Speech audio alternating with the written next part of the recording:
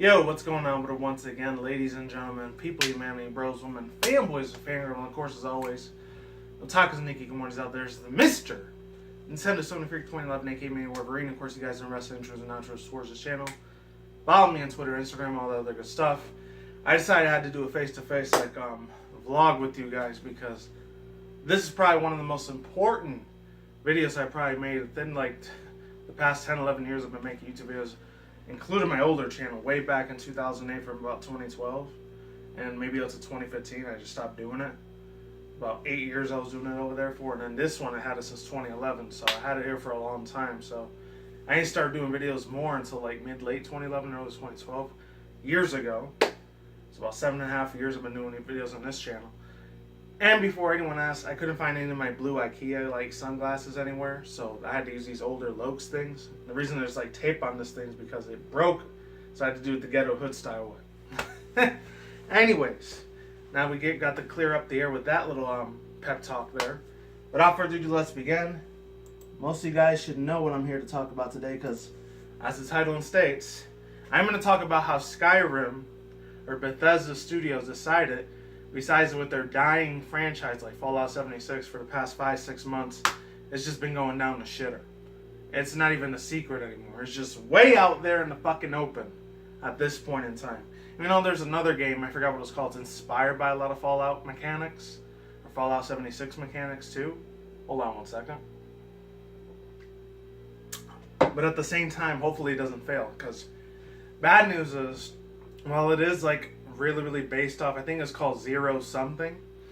I don't know what the whole name of it's called, Zero something entities or something, I don't know. But there's the same inspirational people that made Fallout, but the only bad news is it's only going to be sold exclusively at the Epic Games Store. And Epic Games for the past month has been getting a lot of heat and a lot of negative backlash and drama towards a lot of gamers.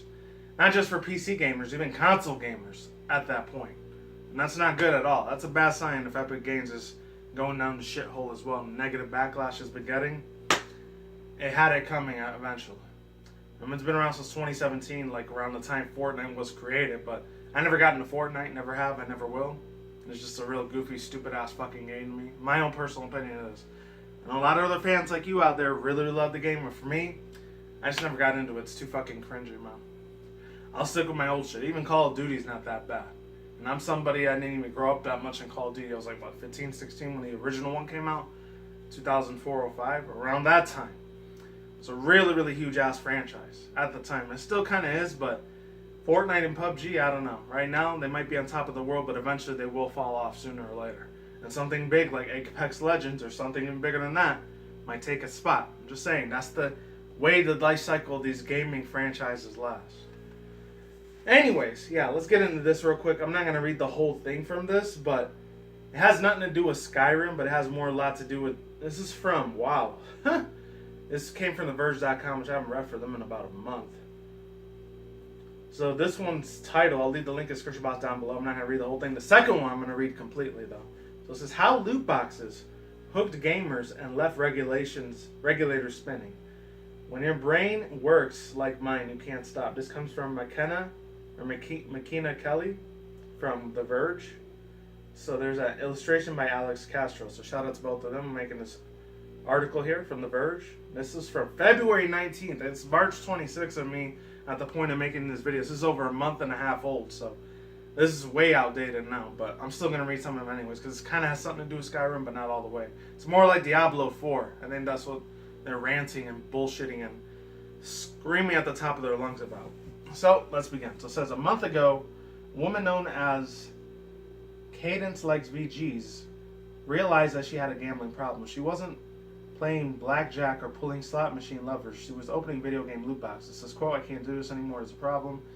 Cadence wished to remain anonymous, who wrote in a Reddit post last month, which is really 2 months ago at this point. But I can't spend money on PoE because I know that it's a slippery slope that won't stop until I spent everything. Because my brain is fucked up, quote. Path of Exiles is a free-to-play game, role-playing game, that sells loot boxes. It's developed and published by the New Zealand-based on studios Grinding Gears Games, and is acquired by the Chinese tech company Tencent last May. Despite the acquisitions, most players that the devs are as a scrappy indie outfit. It is a stereotypical RPG borrowed enough from the Diablo series, from some players to consider it to be the game's spiritual successor. And in the bottom, you guys can read the rest of this article yourself. It's almost 2 months old, but I will read it just in case you guys want to know a lot of exposure shit. How grimy and disgusting cosmetic microtransaction loot boxes are. And it's just a fucking shitty practice. The house always wins. And then it keeps continuing on and so on and so forth. Overall thoughts, views, and opinions. I don't know why Skyrim is charging $20 plus just to get cosmetic things you can't even touch physically in reality or in the real world. But fortunately, that's where we're headed. I mean, look at Google Stadia. I was going to talk about it, but I said not to because they're a multi-billion-dollar company. Google to do pretty much whatever the hell they want. They don't have to be controlled under the law. The FBI, the CIA, DEA, etc. They don't have no control over Google. They pretty much do whatever the hell they want. As crazy as fuck as that sounds, it's unfortunately true. They're multi-billion-dollar companies like Google and Facebook and even other social media sites, social media places like Twitter, Instagram, Facebook, Tumblr, Snapchat. I'm not sure if Snapchat is still a thing or not because usually nowadays there's just a bunch of lusty porn site bitches that are around there most of the time. But it is what it is. Anyways, let's get to the real meat and potatoes of this video. This is what I wanted to talk about. This is kind of like a little bit of a double-edged sword to me, man. Well, I liked 4 of the games that they showed for this little presentation for Sony PlayStation 4's PS4 State of Play livestream that happened the other day. I usually don't cover shit in the first day or two it comes out, but this one had to be fucking made. Let it be known, unfortunately it sucks, because as a Sony fan myself, this shattered my heart into a million fucking pieces. I honestly did. It hurt so fucking much. And I was just cringing the whole fucking time, especially when that announcer lady kept talking. Christ. It literally made me want to put a fucking screwdriver through my head because that's how fucking annoying this bitch's voice was. It was so fucking cringy, so fakely scripted, so fakely Hollywood produced. I'm not saying Nintendo Directs are like that. At least when a Nintendo Directs are around, since, next month, unfortunately, I think it's April 7th or the 17th of April next month, Reggie Fils-Aimé, one of the best CEOs ever for any video gaming industry. Besides, I guess not Mark Spencer, Phil Spencer. He's all right. He's not that much of a bad dude. He looks like a really cool ass guy. Or even Sean Layden. What the hell happened to him though, man? Seriously, you should have got actual real life people to do this shit. I'm just saying, but I'll get to that at the end of this article. So, Sony State of Play live streams leaves fans feeling underwhelmed. So this comes from Alt Chart. I'd never heard about this site before, so links down below. Only came out the other day, so I think today or the other day, I don't know. Links down below, and links down below to the video if you haven't seen it. It's really fucking terrible. And I'm going to get to how I feel about them re-uploading the video twice, because I think they deleted it and re-uploaded it twice.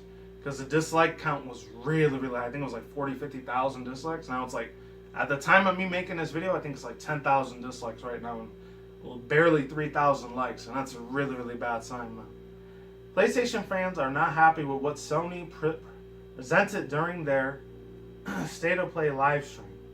The presentation is mostly featured on a number of new titles, which left fans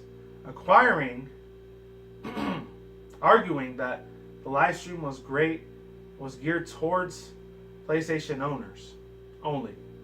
PlayStation's much anticipated live stream called State of Play, which was presented for the time yesterday, and it left many players feeling underwhelmed. A good number of fans were hoping to see a new updates of the PlayStation upcoming exclusives, such as The Last of Us 2, Hideo Kojima's Death Stranding, but was no mention either of these two games.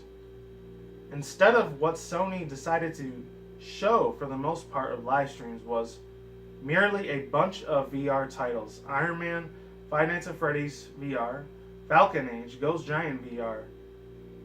I can't read the other one because it's like cut in half for some reason, I don't know why. Just to name a few. As well as a free VR update coming to No Man's Sky, which was arguably highlight of the presentation. We already know how bad and absolutely really sad and pathetic No Man's Sky ended up being. I remember from 2014 to 2016 at the time, like 3.5 years ago, a while back, that thing was so overhyped. I remember I talked about it a few times. I was real hyped for it, and it ended up being a big disappointment. Luckily, I did not buy the game. I played like a little beta version of it. I got bored of it within the first 2 minutes. It was mierda. It was garbage to me. I did not like it. Wasn't feeling it at all. was very bland and it's supposed to be an open world sort of simulator game. I didn't get that feeling. I'm sorry. Alright, moving on to this article. Let's keep moving. Alright, here we go. Brand new titles for the Mortal Kombat 11 and Days Gone story mode were also presented, together with the first look at the retro skin characters as Crash Team Racing. But none of this was still good enough to meet the expectations of players who were eagerly waiting to see at least some sort of update for a highly requested PS4 name change feature, or the rumored EA Access server. Almost slipping off of this pillow, so apologies for that.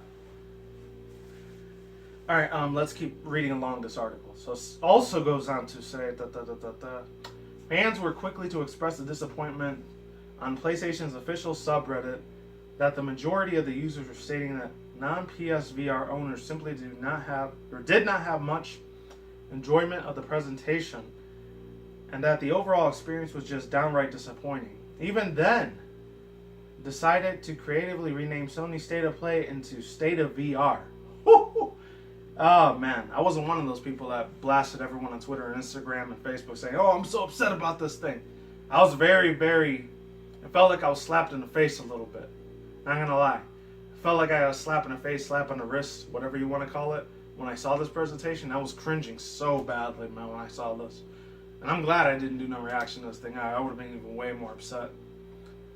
Now, to be fair, this was only the first episode of the new web series, so there is a series that Sony is putting an emphasis on VR, and only about 5% of the Sony PlayStation 4, I can't read that other one because it's blocked, I don't know why, Comments owns a PSVR device, and all the VR trailer updates presented are sure to insinuate or anticipate good numbers of the players to spend some of the money on Sony's virtual reality system.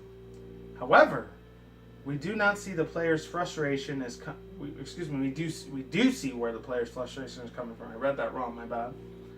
And the dislike button of the State of Play YouTube Play video, State of Play video on YouTube speaks even further volumes. The next presentation of the State of Play will be released sometime later this year. We blank that Sony bases the second episode on at least something more PS4 players want on their wish list. Otherwise, that dislike bar is sure to keep expanding. Oh, they are not kidding with that shit. Literally, the overall thoughts, views, and opinions I have for this video is this. The only 4 video games I actually gave a shit on there. I don't even know the PlayStation VR, the VR thing. This is way out of my freaking budget. So it's like $600-700. Yeah, I can't afford that. I'm sorry. I got bills and taxes in real life I gotta fucking pay IRL. But anyways, yeah, the ones that I really like as far as the VR goes, the Iron Man one was really, really awesome. I know I've not talked about it since I don't know if it was 2015 or 2016. So it's been about 4.5 years, give or take. The last time I even talked about anything Five Nights at Freddy's related, and I thought that franchise was dead. It's still going? What, is there a part 7 that I didn't know about? Because if that's the case, I'll probably go back to see if there's any free downloadable Steam software for me to play with it on. Unless I have to spend $20 on it, I'm cool with spending $20 to just play that game, but I don't know. If there was a 7 one, I have no idea what it was. I thought it finished with 5 or 6. I don't know. I think the first 3 FNAF games were really, really good, and after the 3rd game, it just kind of started falling down, because it was the same old fucking gimmick with the jump scares and everything. I thought it was funny, but stupid funny at the same time. I know I said this a long time ago, back in, I think it was 2013 when it first came out. Almost 6 years ago, I said the same thing. Back then, I said it at the time, because I was at the time I was a little bit more naive and stupid when it came to YouTube shit. I was doing a lot more reactions at the time, too, and trust me when I say this, man. I do Scott Cawthorne, he made a really good ass game, but it wasn't the best of the best. It had the same old fucking gimmicks, the same old jump scares, the same old backstory. It had 1 or 2 new, more mechanical things. And then I saw the 5th or 6th Five Nights at Freddy's. I don't know if it was part 5 or part 6. They just went a whole different version. They had more extra characters that didn't make no sense. They had more extra characters that weren't anthropomorphic, mechanical 80s, 90s style machine robots that wanted to kill the souls of fucking kids and children and shit in the game. But at the same time, it was just a weird ass fucking like acid trip on the fifth one. Cause they were all like in bright colored, like shiny chromium metallic colors, like an upgrade in the future or whatever. I don't know. Compared to the old worn out ones that they had at the time. And I guess it works with VR, and you feel a lot more immersed in that universe, and you're probably going to be pissing your pants when you see it in real life with the giant-ass Five Nights at Freddy's 4 claws, those giant demon-like teeth and the demon claws like coming after you to like wanting to rip your fucking body in half like crazy into the game. They want to like rip the shit out of you immediately. They're out for blood out there in VR. I could see it working with that, being a huge success as a VR game, but as far as the story goes, it's still kind of crap. My own opinion. And then the other two games I was really, really hyped for. It should really not come to no surprise, to be honest. The Mortal Kombat 11 thing was really cool. It was really a little cringy that they had that 90s early, like, I think it was like, I was going to say like Public Enemy mixed with the Beastie Boys. I think it was like late 80s, early 90s style music. I didn't remember at the time, because if it was early 90s, I was like a baby. I was like 1-2 years old. I had no idea what the fuck was going on at that time in my life. I was way too little to remember any of that style of music, but I didn't remember it till like years later. I was like 8-9 years old in the late 90s. That's when I started remembering shit. But anyways, it was really, really cool. The past self had to fight the future self. That was a really, really nice little highlight that they did there. I'll admit that. I'll give the Sony State of Play presentation live stream that much credit. And then the other two VR games that I only gave a shit about besides the Five Nights at Freddy's VR and the Iron Man VR. Iron Man VR threw me for a loop. I had no idea they were going to do that, but then again, it did really good in the Venom movie last year in 2018. And speaking of which, I already knew I saw that movie because I had the poster in the background back there. If you can see it, not sure if you can. If you can't, trust me, it's back there. I know some people didn't like it. I thought the movie was pretty kick-ass. If it was just as kick-ass, if they make like a Venom VR sort of simulator game, that would be really, really fucking, not progressive. Progressive is not the right word that I want to use. Very innovational. That's what I want to say about that. And let's see. The other two, that was a really, really weird one. Concrete Genie. That looks like something that was mixed from Tim Burton's movies, mixed with something else. Another franchise that I didn't think was Coraline or like Nightmare Before Christmas. It had that style of animation, but way more polished and upgraded. The voice acting was really good, I'll admit that, but a lot of the gameplay was kind of bland. It looks like something you would play in the VR simulator stuff. If any people remember like VR chat, that's kind of reminds me of VR chat. Except without the cringy, silly, stupid-ass dank memes that are all over the internet. That are all jokes online and shit. Excluding that part. But a more serious tone. It's about this kid, he ends up getting bullied with a whole bunch of other kids, and they rip up his like journal of these really cool-ass fantasy-looking fan arts that he puts in his journal. He gets real sad about it, and he makes friends from this other world called, from the concrete world. I think that's why it's called Concrete Genie. And he has to go through all these other worlds and explore everything. It's a real nice concept, but it's still kind of bland at the same time.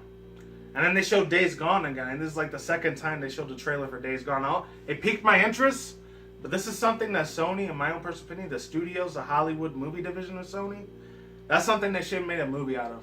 I don't really see it doing it that well as a game. Even though, granted, I do like my zombie shooter like games that are really, really immersive like that. That along with like a lot of like ranks and perks that you get to grind up really, really easily. I'm into those type of games, but for Days Gone, it doesn't do it for me, man. I see something like this mixed with something with another franchise like a World War Z, that dude Brad